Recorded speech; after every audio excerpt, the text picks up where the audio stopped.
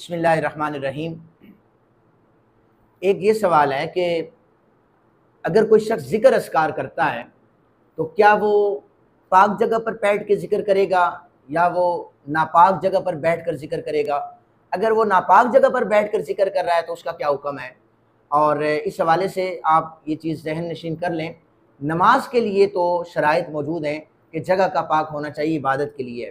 ज़िक्र अस्कार के सही होने के हवाले से जगह के पाक होने की कोई शर्त ऐसी मौजूद नहीं है। अगर कोई शख्स ज़िक्र करते हुए दुरूद शरीफ पढ़ रहा है तो वो बिस्तर पर लेट जाता है और बिस्तर नापाक है, उसे पता नहीं है, उसकी ज़बान पाक है, वो ज़िक्र कर सकता है, इससे उसको अजर मिलेगा।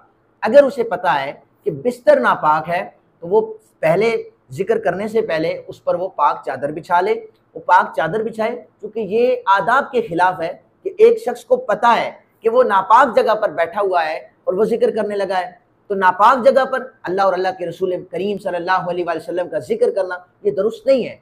जब उसको पता है कि ये जगह नापाक है या मशकूक है तो उसे चाहिए कि पहले वो वहाँ पर चादर बिछा ले, चादर बिछाने के बाद वो वहाँ पर जिक्र व अस्कार ज़रूर करे। इसी तरह नापाक बिस्तर पर अगर कोई शख्स लेट जाता है तो उसे चाहिए कि उस नापाक बिस्तर पर सोने से पहले उस पर भी वो चादर बिछा ले।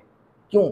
इसमें मसला यह है कि इंसान सो रहा है, उसको पसीना आता है, जब उसको पसीना आएगा तो उसका पसीना जो है वो नापाक बिस्तर के साथ वो मिलेगा और जब बिस्तर गीला होगा तो वो जो नापाकी है वो उसके जिस्म के साथ लग जाएगी। फिर अगर ये दिरहम से ज़्यादा हो गई, तजावुज़ कर गई, तो जिस्म का वो हिस्सा नापाक हो जाएगा, उसे फिर धोना लाजमी हो जाएगा और बेख्याली में अगर कोई शख्स नहीं धोता तो फिर उसकी नमाज नहीं होती।